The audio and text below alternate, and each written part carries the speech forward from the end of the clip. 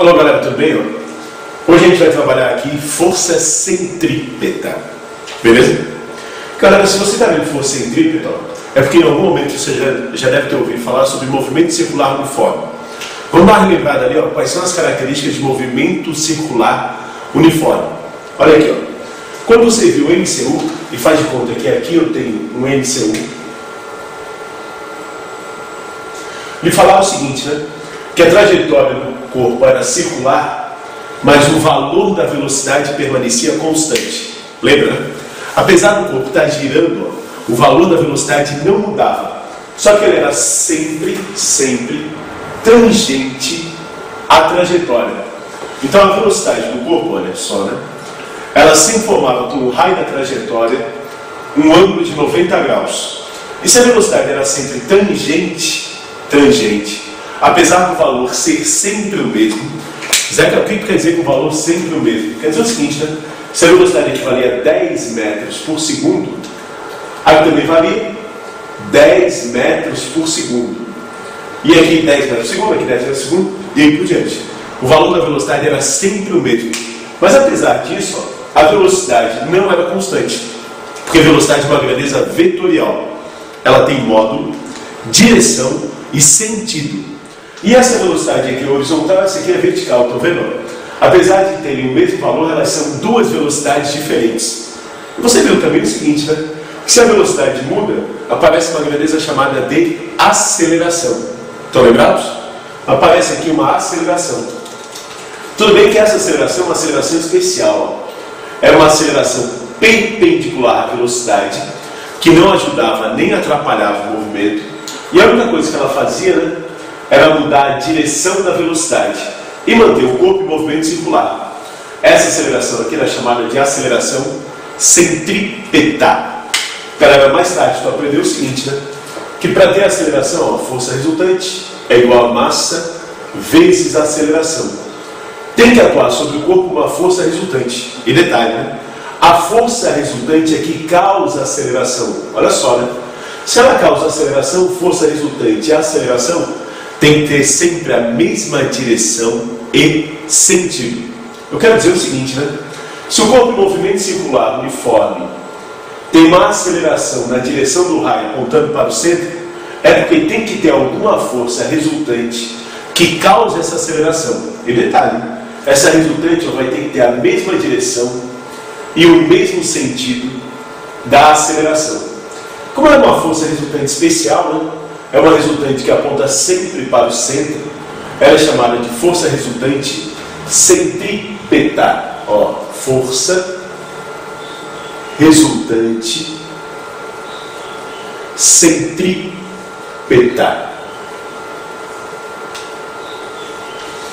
Beleza? O que ela faz, Isaac?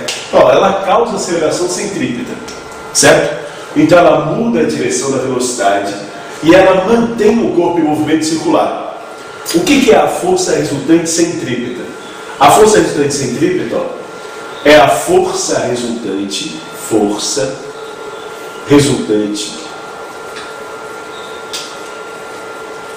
na direção do raio da trajetória.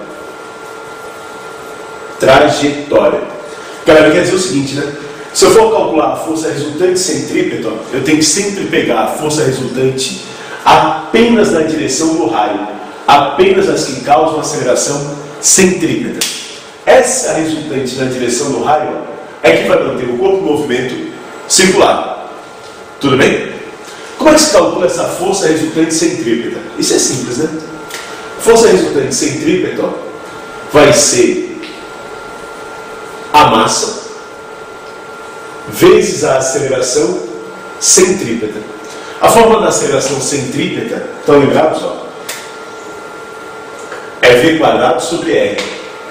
Então, força resultante centrípeta vai ser dado por M, no lugar de aceleração centrípeta, V quadrado sobre R. Para os vestibulares que fornecem fórmulas, normalmente essa é a equação fornecida. Certo? Zé, o que tu quer dizer com isso, Eu quero dizer o seguinte, todo o corpo, para girar, vai ter que ter pelo menos uma força na direção do raio apontando para o centro. E essa força vai servir de centrípeta. Vamos ver uns exemplos aqui, ó. Galera, aqui, ó, o que eu quero dizer é o seguinte, ó. Todo corpo quando gira, então, ó, tem que ter uma força apontando para o centro da trajetória para servir de centrípeta. Por exemplo, ó, vamos supor que isso aqui é a Terra e aqui eu tenho a Lua.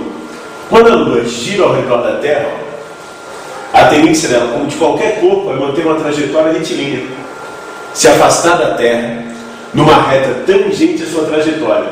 Então, para ela girar, ó, tem que ter alguma força atuando sobre ela. Isso, essa mesmo, força da gravidade. Certo? Lembra? A Terra puxa a Lua e a Lua puxa a Terra. Essa força da gravidade, percebe, ela está na direção do raio apontando para o centro. Então, ela que serve de força centrípeta. Ela que mantém a Lua em movimento circular. Beleza? Ou então, olha só, né? Quando um carro faz uma curva. Quando um carro faz uma curva, ó, a tendência do carro também, né? É derrapar para fora da curva. Se a tendência dele é derrapar, lembra? Atrito é uma força que tenta evitar que arraste. Se a tendência dele é arrastar pela tangente para fora da curva, vai ter aqui uma força de atrito, ó, que empurra ele para o centro da trajetória. Essa força de atrito aqui, ó, vai estar na direção do raio apontando para o centro.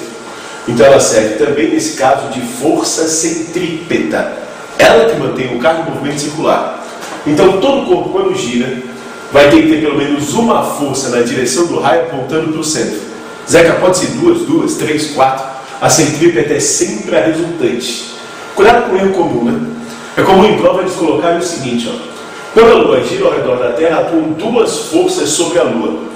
A força centrípeta e a força da gravidade. Certo ou errado isso? Boa, é errado, né? Só tem uma. Só a força da gravidade. E a força da gravidade é que serve de centrípeta. Ela que mantém a Lua em movimento circular. Essa fórmula aqui, ó, força centrípeta, é igual a mv quadrado sobre R, certo? Não é uma fórmula para a gente calcular uma força a mais. Essa fórmula serve para dizer o quanto que precisa de força para manter o corpo em movimento circular.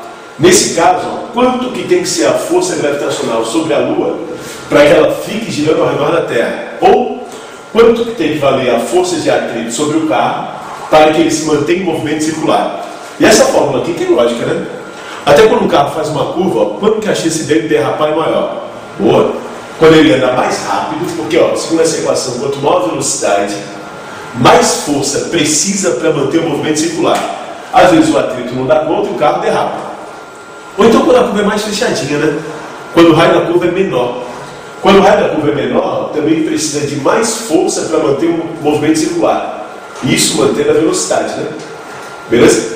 Daí força de atrito não dá conta e o carro acaba derrapando na curva. Tanto é, ó, você já ouviu falar sobre tangenciar uma curva? O que significa tangenciar uma curva? Dá uma olhada aqui, ó. Cara, presta atenção no desenho aqui, ó. Aqui eu tenho um carro fazendo uma curva, ó, seguindo a trajetória.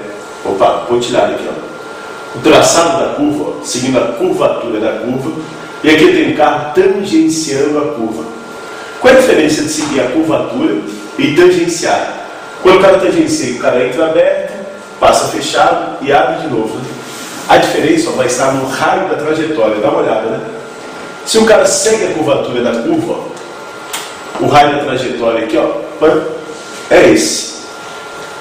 Agora, se o cara tangencia a curva, o raio da trajetória fica maior, tá vendo? Então, tangencial significa aumentar o raio da trajetória. Se aumentar o raio, precisa de menos força para manter o movimento circular. E as chances de derrapar são menores. Consequentemente, o cara consegue fazer a curva mais rápido. Então, a força necessária para manter um corpo em movimento circular vai depender da sua massa, da sua velocidade e do raio da trajetória. E lembra, né? Quem serve de força centrípeta aqui, ó, é o atrito. É o atrito que segura o carro na curva e mantém o carro em movimento circular. Ok? Uma pergunta comum, né, em vestibulares é perguntar por que a Lua não cai na Terra. E quando eles perguntam isso, eles sempre falam sobre uma força chamada de força centrífuga. Zeca, que força é essa? Seria uma força que, teoricamente, né, puxaria a Lua para fora quando ela está girando. Galera, anota aí pro Zeca, ó, no teu caderno. Força centrífuga não existe. Beleza? Quando a Lua gira, não vai ter nenhuma força puxando ela para fora. A única força que atua, na verdade, sobre ela é a força da gravidade, que a gente já viu, ó, puxa ela para dentro. Vou voltar ali pro desenho, para explicar melhor isso.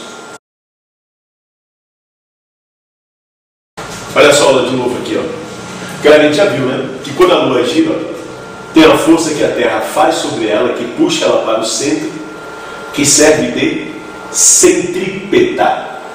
Beleza? E alguns vestibulares afirmam, né, que existe, quando ela gira, uma força para fora aqui, ó, chamada de força centrífuga, que eu mandei anotar que não existe. Não é uma força real. Ela é até chamada na física, ó, de força imaginária ou força inercial. Uma prova simples, se ela existe ou não, né? A gente pensar nas leis de Newton. Lembra da terceira? Para ter força tem que ter quantos corpos? Boa, 2, né? Um para ter ação, outro para ter o quê? A reação. Galera, para ter força, alguém tem que fazer. Para que a Terra seja puxada para dentro, ó, alguém tem que puxar a Terra. Opa! Para que a Lua seja puxada para dentro, alguém tem que puxar a Lua. E esse alguém é a Terra. A pergunta é, né? Existe alguém para puxar a Lua para fora? Existe alguém aqui fora puxando a Lua? Zeca, o Sol. Ah, é. Até parece que a Lua vai girando, o Sol sempre atrás dela. Não, né? Tem alguém? Não, Zeca. Se não tem ninguém, ó, é porque essa força não existe. Ok? Até porque se ela existisse, a Lua teria que sair em linha reta, concorda? Porque eu teria uma para fora e uma para dentro. As duas iriam se anular, o resultante daria 0. E a tendência do corpo seria manter sua trajetória reta. Zeca, mas a minha mãe tem uma centrífuga. Galera, o que a centrífuga da tua mãe faz, né? Já observou a centrífuga, na verdade, um cilindro todo furadinho? Já viram isso? Beleza? Essa centrífuga joga água para fora? Mentira. Ela simplesmente empurra a roupa para dentro. Quando gira, ó, a centrífuga empurra a roupa para dentro. A gente poderia chamar essa força aqui de normal, né? A roupa empurra a parede para fora, porque ela tenta sair, e a parede empurra a roupa para dentro. Essa força aqui, ó, serve na roupa de centrípeta. Beleza? Mas ela não segura a água. Vê o que acontece com a água? Segue sua trajetória natural. E qual é a trajetória natural, hein? Isso, reta. As gotas de água, ó, elas saem pela tangente, ó.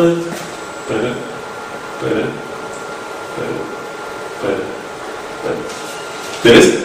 Então centrífuga não empurra ninguém para fora. Só segura a roupa, empurra para dentro e obriga a roupa a manter o movimento circular. E não segura a água, permitindo que a água saia pela tangente, separando assim a roupa e a água. Tá legal? Não vai esquecer disso? Força centrífuga não existe. É só um efeito da inércia. Tá? É a mesma coisa que a gente sente, ó, quando o carro acelera, no ônibus, melhor. O cara está no ônibus, ele acelera. O cara tem a sensação de ser puxado para trás. É puxado de verdade? Não, né? Simplesmente ele está parado, a tendência dele é continuar o quê? Parado. Ou então, o cara está no ônibus, ônibus freia. O cara tem a sensação de ser puxado para frente. E é puxado de verdade? O cara simplesmente está andando, a tendência dele é continuar andando. Imagina assim, ó, o cara está num ônibus especial, que não tem chão, não tem banco, não tem parede, não tem nada. Aí o cara está indo no ônibus, de repente o ônibus faz uma curva. Tadinho, já que andando. O que aconteceu com ele? Foi jogado para fora da curva? Nada. Ele simplesmente continuou sua tendência natural de se mover em linha reta. O ônibus é que foi para dentro da curva, ele não foi para fora. Beleza? Então essa sensação que a gente tem de ser puxado para fora de uma curva, ó, é na verdade efeito da inércia. Certo? Não é uma força real. Não é uma força newtoniana. Força centrífuga não existe. Ok? Vamos ver alguns exemplos aí de algumas questões em que a gente resolve por força